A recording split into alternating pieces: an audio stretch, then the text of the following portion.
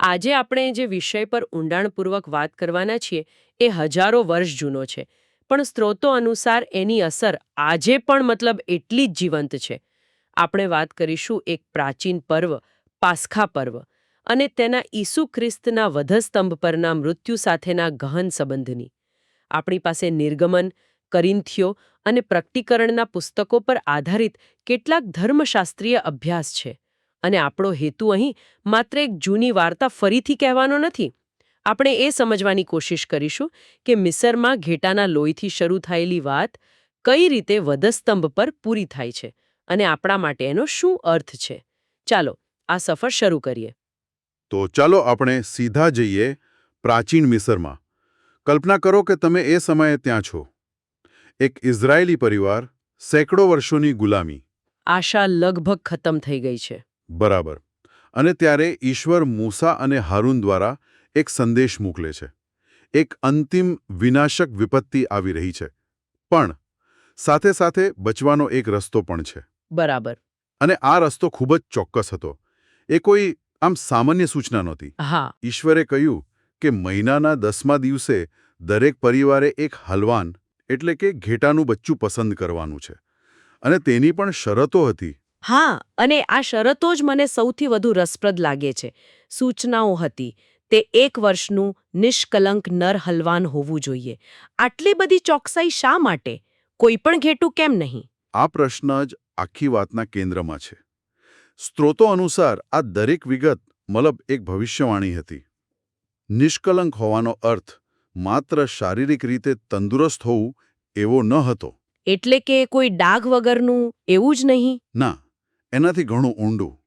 તે પાપરહિતતા, શુદ્ધતાનું પ્રતીક હતું. અચ્છા. અને પેલું 1 વર્ષનો નર એ જીવનની શરૂઆત, શક્તિ અને મુખ્યત્વે લગ્નની ઉંમરના પુરુષનું પ્રતીક હતું. આ બંને બાબતો સદીઓ પછી ઈસુ ખ્રિસ્તના જીવન તરફ સીધો સંકેત કરતી હતી. એટલે કે પાસ્ખા પર્વની સ્થાપનાના સમયે જ. એમાં અંતિમ બલિદાનની છબી વણાયેલી હતી. હા. અને પછી આવે છે લોહીનો ભાગ. મહિનાના 14મા દિવસે સંધ્યા સમયે તે હલવાનનું બલિદાન આપવામાં આવતું. પણ તેનું લોહી ફેંકી દેવામાં નહોતું આવતું. ના, બિલકુલ નહીં. એ લોહી જ બચાવનું સાધન હતું. એ લોહી લઈને ઘરના બારસાખના બંને બાજુના સ્તંભ અને ઉપલી બારસાખ પર લગાવવાનું હતું. એક ચિહ્ન તરીકે. હા, એક ચિહ્ન. જ્યારે વિનાશક દૂત મિસ્રમાંથી પસાર થાય ત્યારે જે દરવાજા પર લોહીનું નિશાન હોય તે ઘરને તે છોડી દે. અને એ લોહી લગાવવાની રીત પણ ખાસ હતી. બંને બાજુ અને ઉપર. એ માત્ર કોઈ નિશાની ન હતી, ખરું ને? સ્ત્રોતો આમાં કોઈ ઊંડો અર્થ જુએ છે. બિલકુલ. અને આ એ બિંદુ છે જ્યાં સ્ત્રોત આપણને હજારો વર્ષ આગળ વધસ્તંભ પર લઈ જાય છે. કલ્પના કરો, ઉપર એક નિશાન અને બંને બાજુએ એક એક. સ્ત્રોતો દલીલ કરે છે કે આ કોઈ સંયોગ નથી. તે વધસ્તંભ પર ઈશુના 3 મુખ્ય ઘાની, માથા પર કાંટાનો તાજ અને બંને હાથમાં ખીલા. એની એક ભવિષ્યવાણી જેવી છબી છે. અકલ્પનીય. સદીઓ પહેલા મુક્તિની નિશાની એ જ આકાર લઈ રહી હતી, જે અંતિમ મુક્તિદાતાના ઘાનો આકાર હતો. આ તો ખરેખર અકલ્પનીય છે. જાણે ઇતિહાસ પોતે જ એક વાર્તા કહી રહ્યો હોય. પણ વાત અહીં પૂરી નથી થતી. ભોજનની વિધિ પણ હતી. હા, અને તે પણ એટલી જ પ્રતિકાત્મક હતી. કઈ રીતે? હલવાનનું માંસ આગમાં શેકીને ખાવાનું હતું. તેને પાણીમાં બાફવાનું કે કાચું ખાવાની મનાઈ હતી. આગ એ હંમેશા પરીક્ષા, શુદ્ધિકરણ અને ન્યાયનું પ્રતીક રહી છે. ઓકે. અહીં આગમાં શેકાવવું એ વધસ્તંભ પર ઈશુએ સહન કરેલી તીવ્ર પીડા અને ઈશ્વરના ન્યાયની અગ્નિ જેવી પરીક્ષાનું પ્રતીક છે. અને આ ભોજન શાંતિથી બેસીને કરવાનું નહોતું. સૂચના હતી કે કમરે પટ્ટો બાંધેલો, પગમાં પગરખા અને હાથમાં લાકડી. અને ઉતાવળમાં ખાવાનું હતું. જાણે કોઈ ટ્રેન પકડવાની ઉતાવળ હોય. બરાબર. કારણ કે આ કોઈ ઉત્સવનું ભોજન નહોતું, પણ એક યુદ્ધની તૈયારી હતી. યુદ્ધની તૈયારી. હા, એ શેતાનના શાસનમાંથી એટલે કે મિસરમાંથી છટકી જવાની તાકીદ દર્શાવે છે. એ કોઈ શાંતિપૂર્ણ ભોજન નહોતું, પણ મુક્તિની રાત્રિએ એક સૈનિકની તૈયારી હતી. એટલે સંદેશ સ્પષ્ટ હતો. તમે મુક્ત થઈ રહ્યા છો, પણ તમારે ભાગવું પડશે. દુશ્મન તમારી પાછળ જ છે. તો આપણી પાસે આ પ્રાચીન વિધિની એકદમ સ્પષ્ટ છબી છે. એક નિષ્કલંક બલિદાન, લોહી દ્વારા સુરક્ષા અને યુદ્ધ માટેની તૈયારી. પણ સ્ત્રોત દલીલ કરે છે કે આ માત્ર એક ઐતિહાસિક ઘટના નહોતી પણ એક ભવિષ્યવાણી હતી. બરાબર. અને નવા કરારમાં પોલ એ જોડાણને એકદમ સ્પષ્ટ કરી દે છે નહીં? હા, 1 કોરિન્થીઓ 5.7માં પોલ એક જ વાક્યમાં આખી વાતનો સાર આપી દે છે. એ કહે છે, ખ્રિસ્ત જે આપણું પાસ્ખાનું હલવાન છે તેનું બલિદાન થયું છે. કોઈ શંકાને સ્થાન જ નથી. બિલકુલ. પોલ સ્પષ્ટપણે કહે છે કે જે વિધિ યહૂદીઓ સદીઓથી કરતા આવ્યા હતા તે ઈસુ ખ્રિસ્તમાં પૂરી થઈ. અને સ્ત્રોતોમાં જે સમયના તાલમેલની વાત છે તે તો મનને હચમચાવી દે તેવી છે. ખરેખર, સ્ત્રોતો અનુસાર ઈસુનું મૃત્યુ પાસ્ખા પર્વના દિવસે એટલે કે મહિનાના 14મા દિવસે થયું. બપોરે લગભગ 3 વાગ્યે. હા, તૈયારીના દિવસ પર. અને આ એ જ ચોક્કસ સમય હતો જ્યારે યરૂશલેમના મંદિરમાં મુખ્ય યાજક પાસ્ખાના હલવાનોનું બલિદાન આપવાનું શરૂ કરતા હતા. વાહ, આ તો અદ્ભુત છે. મેં ક્યારેય આ રીતે વિચાર્યું નહોતું. તો જે સમયે મંદિરના યાજકો હજારો પ્રતિકાત્મક બલિદાનો કરી રહ્યા હતા એ જ ક્ષણે વાસ્તવિક અને અંતિમ બલિદાન શહેરની બહાર થઈ રહ્યું હતું. બરાબર. જાણે કે બે ઘટનાઓ એકબીજાનો પડઘો પાડી રહી હોય. હા. મંદિરમાં હજારો હલવાનોનું લોહી વહી રહ્યું હતું જે ફક્ત આવનારા બલિદાનની છાયા હતી.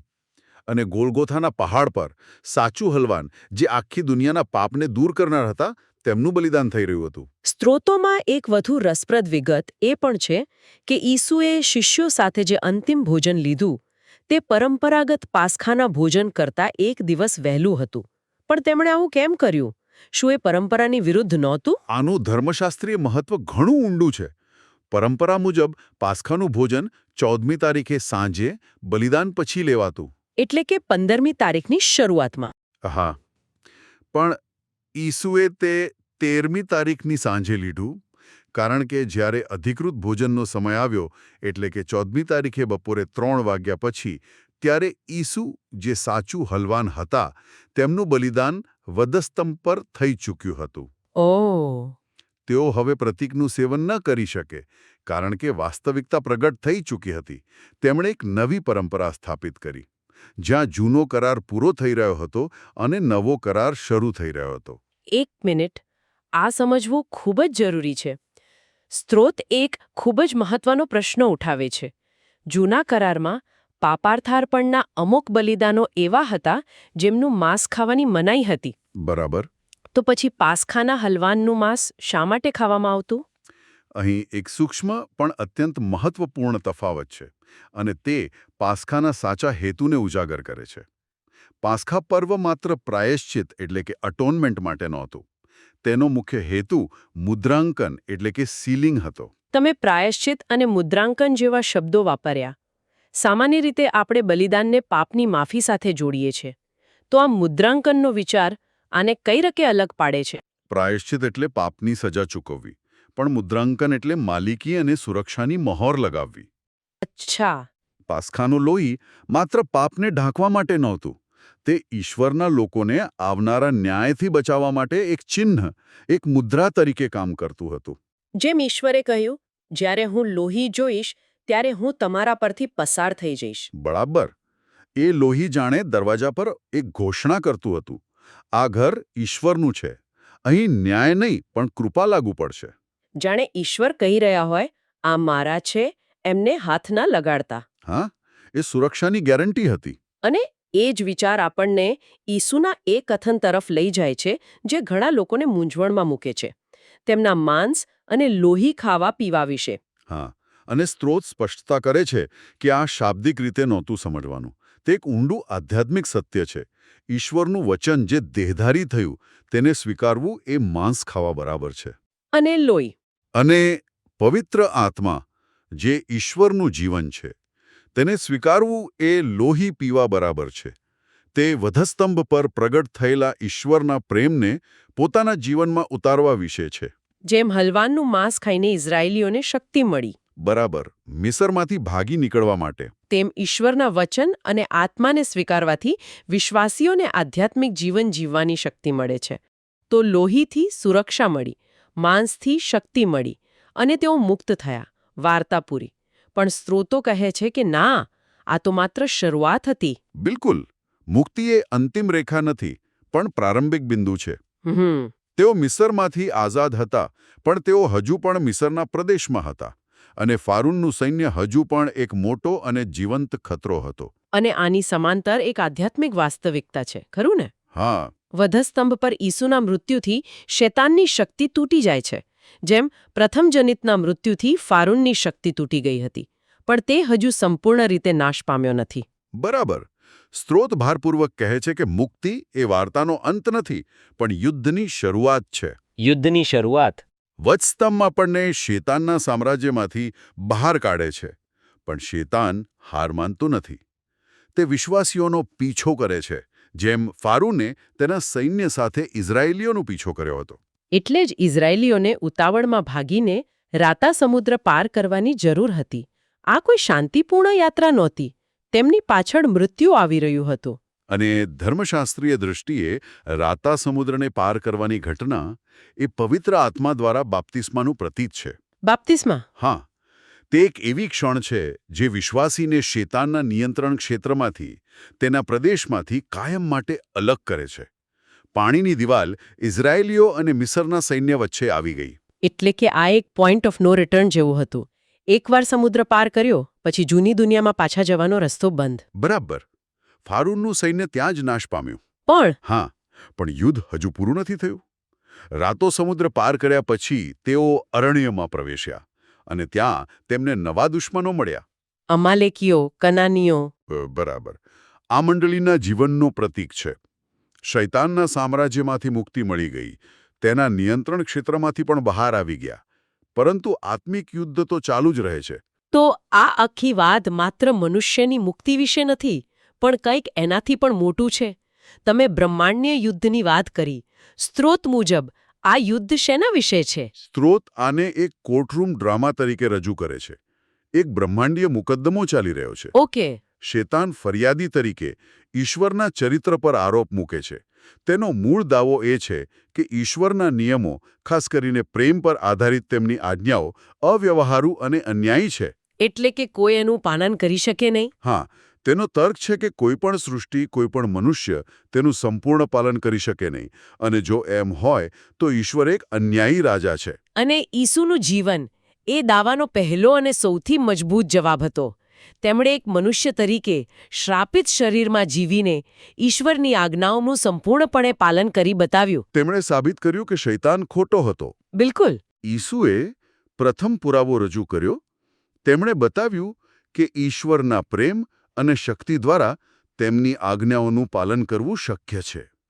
પણ સ્ત્રોત અનુસાર આ મુકદ્દમો જીતવા માટે વધુ સાક્ષીઓની જરૂર છે.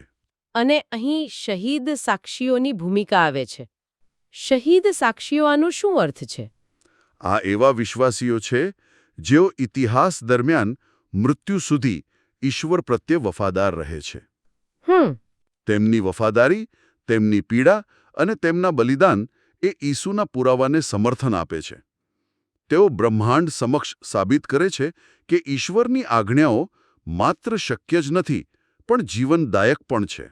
અને તે કોઈપણ સંજોગોમાં અનુસરવા યોગ્ય છે. બરાબર. સ્ત્રોત મુજબ જ્યારે આ શહીદોની સંખ્યા પૂરી થશે, ત્યારે ઈશ્વરની આજ્ઞાઓની સત્યતા સંપૂર્ણપણે સાબિત થઈ જશે, અને તે શૈતાનના અંતિમ ન્યાય માટેનો મંચ તૈયાર કરશે. એટલે કે વધસ્તંભ માત્ર વ્યક્તિગત પાપોની માફી માટે નથી, પણ તે આ બ્રહ્માંડીય મુકદ્દમાને લડવા માટેનું શસ્ત્ર પણ પૂરું પાડે છે. બરાબર. તે ક્ષમા અને પવિત્ર આત્મા આપીને લોકોને આ યુદ્ધમાં સાક્ષી બનવા માટે સક્ષમ બનાવે છે. વ્યક્તિગત મુક્તિની ટિકિટ કરતાં ઘણું વધારે. હા. તે ઈશ્વરના ન્યાયી શાસનને આખા બ્રહ્માંડ સમક્ષ સાબિત કરવા માટેની એક ચળવળની શરૂઆત છે. તો આ બધી ચર્ચાનો સાર શું છે? આપણે જોયું કે પાસ્ખા પર્વ એક ઐતિહાસિક ઘટના તરીકે શરૂ થાય છે.